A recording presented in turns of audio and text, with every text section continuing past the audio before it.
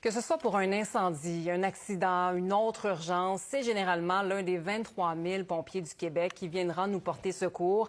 La presse a fait un dossier sur l'impact de leur travail sur leur santé mentale.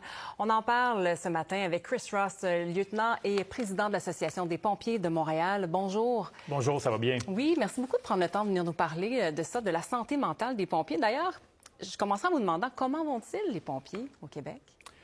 Je peux parler spécifiquement des pompiers de Montréal, puis un peu des autres pompiers. C'est sûr que le métier de premier répondant a carrément changé notre métier. On parle d'un service d'incendie, mais à la fin de la journée, les incendies représentent la minorité de notre volume d'appels aujourd'hui. On est pas mal plus des agents sociaux, des premiers répondants, des ambulanciers. L'aspect médical puis la détresse humaine a vraiment pris la priorité dans notre métier. Donc, les pompiers, aujourd'hui, dans la majorité des cas, si ce n'est pas un incendie, sont confrontés à quel genre de scène exactement?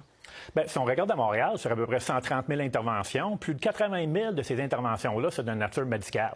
Donc, on parle de vraiment la détresse humaine, les arrêts cardio-respiratoires, les accidents de la route, les maladies, n'importe quoi que tu peux penser que le monde appelle 911. Si c'est pas la police, ça finit plus généralement que non chez les pompiers.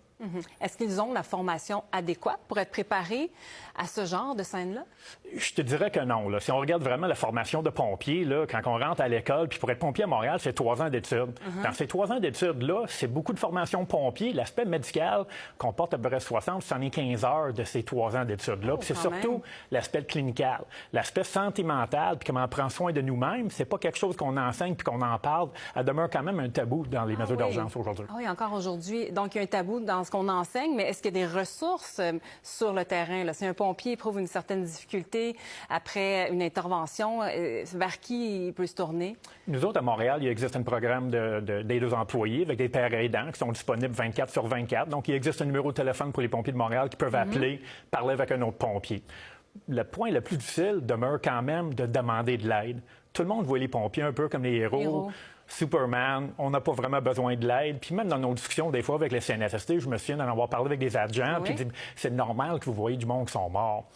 Il n'y a rien de normal dans ça. C'est le quotidien, mais c'est pas normal.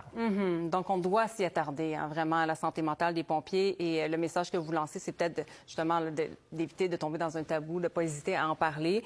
Vous avez vous-même débuté votre carrière de pompier en 1994. Vous avez été lieutenant. Comment ça vous a marqué, vous, ce métier-là? Après journaliste, c'est le plus beau métier dans le monde. Là. Donc, c'est sûr qu'elle marque beaucoup. J'ai beaucoup de fierté de travailler comme pompier, d'être capable d'aider du monde à tous les jours. Là, c'est vraiment, qu'est-ce qu'on dit en anglais, a calling. Mais ça laisse des traces. Là. C'est des traces qui ne quittent pas avec la retraite nécessairement non plus.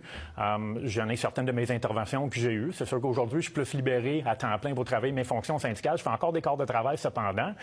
Mais il y a quand même des histoires qui tiennent, que je me souviens par cœur, l'heure, les noms, l'adresse civique, même 20-30 ans plus tard, tu me demanderais de parler de quelques make-offs, surtout des cas avec des enfants, puis je peux te répéter l'adresse, qu'est-ce qui jouait aux télévisions quand on est rentré dans la maison.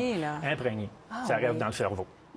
Et donc, je le disais, vous avez commencé il y a quelques années. En quoi ça a évolué, le métier? Là? Ça a beaucoup changé depuis que vous-même êtes entré en poste. Bien, faut penser au premier répondant. Il est arrivé à Montréal avec les fusions municipales. On l'a mis en place à grandeur de la ville en 2010.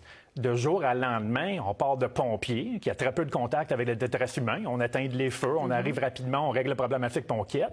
De jour à lendemain, on est dans une maison, on tient la main de quelqu'un en train de décéder, quelqu'un qui vient de perdre un parent, quelqu'un que son enfant vient d'avoir un accident grave. Puis ça, c'est de jour à lendemain. A commencé un matin à 7 h le matin, puis bingo, à 7h05, on est dans la résidence de quelqu'un en train de les traiter pour des interventions médicales. A carrément changé le métier. Là. Arrive de me répéter, la majorité de nos interventions aujourd'hui sont ça maintenant. C'est ça, ce ne sont pas des incendies.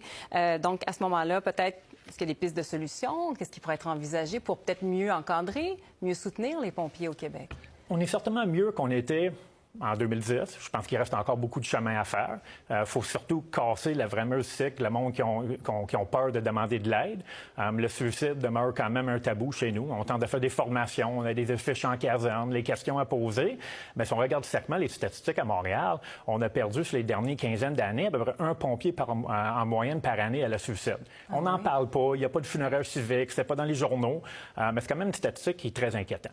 Absolument. Donc, une dure réalité, hein, la santé mentale. Mais on commence à s'y intéresser, je le rappelle, avec ce dossier de la presse. Vraiment, plusieurs témoignages, plusieurs commentaires.